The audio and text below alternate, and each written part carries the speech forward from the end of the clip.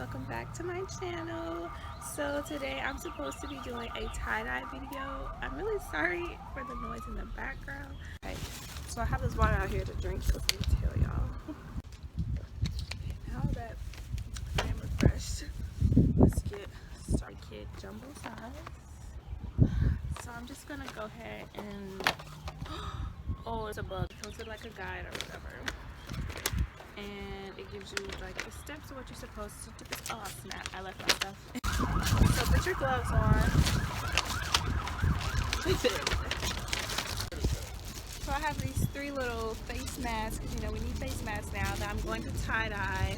I'm going to do pink and purple, blue and purple, and then I don't know the third one yet. Then I have this little crop top that I want to tie-dye pink.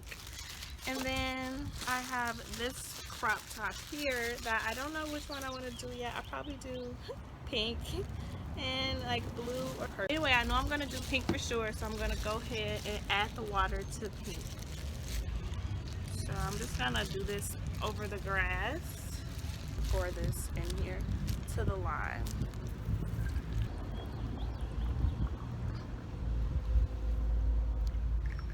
So I'm just gonna shake. This dye is already getting on my hand, so make sure that you have your surface ready before you even put the water in the bottle. So this is the first one. I'm just gonna sit it right here. I'm gonna do the royal blue, purple, and pink, and I'll get back to you guys once I fill them all. I'm gonna start with this. I think I'm just gonna do this one color pink, and I want it to be the crinkle method. You're just gonna scrunch these together and rubber band them. This is harder than it looks, than I thought it would be. So this is what I got so far. I hope that is the right way to do that. And I'm just going to keep scrunching. It comes into this ball like this. So now I'm just going to put a rubber band over this ball. Just with the gloves off, actually. That probably would have made more sense. So I'm just going to rubber band all of them now and just get it over with, since I see that this is taking like more time than I thought. For this shirt, I'm gonna do the swirl method, which I hear is difficult. Swirl method, you pinch it in the middle and then you just twist it around your fingers and just let it basically swirl. Okay, I think this is a good shape. Now to get the rubber band across, it's a really tiny shirt, so it should not be that hard. Okay, first rubber band is on, finally. Now I am rubber banding the rest of the tie-dye items that I'm going to do in a swirl or crinkle pattern, and one unique pattern that may or may not turn out right. I don't know what the difference between wet method, dry method. I'm just going to dip them all. You're going to use the pink dye, pigmented, if you can see this right here. So, you know, just be careful. Make sure you put it all through the fabric. Put more even when you think you have enough. Put more, so that's what I'm gonna try to do. I think this is gonna turn out so cute. Now I'm just finishing up the rest of the tie-dye products by adding dye to them. I'm doing the mask pink, blue, and purple. I'm doing the t-shirt also pink, blue, and purple. And then the third item is this makeshift mask that's all purple with a unique pattern. So hopefully it turns out right. For my setup, I'm using an aluminum pan to catch the dye and let it soak up into the product. And additionally, it keeps your workspace clean. So I have these Ziploc bags I'm going to use to put the fabric in. I'm just going to take out 4.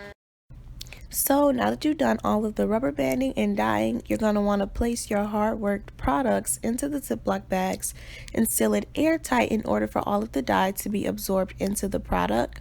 Once you do that, you're going to go ahead and let it sit for about 6 to 8 hours. Depending on how intense you want the colors to be is the amount of time you should let it sit. And then once you do that, we're going to go to the next step of rinsing it off. So after the 6 to 8 hours have passed by, you're going to want to rinse off all of the products and remove the rubber bands. You can cut them off, but I personally do it by hand in order to reuse the rubber bands for a next time.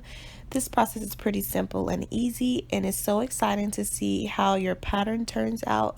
Like, I'm so obsessed with them. They're so cute. And this was my first time tie-dyeing, and now I do it almost every other day. So yeah. Now I am just going to hand wash the items instead of putting them in a washer machine because I don't want the dyes to bleed into each other. So I'm just going to add a little bit of laundry detergent to a bucket with some warm water, and I'm just going to scrub the items and wash them by hand until I get all of the soap and a lot of the dye out. Then once I do that, I go ahead and rinse it off. Pretty much good to go when there's no more dye in the water and the water is clear. My purple mask did not turn out the way I wanted it to. It's just kind of turned into like all purple, but that's okay because it's still kind of cute. And yeah, that's pretty much all I did. Once you scrub it and clean it, you should be ready for them to dry.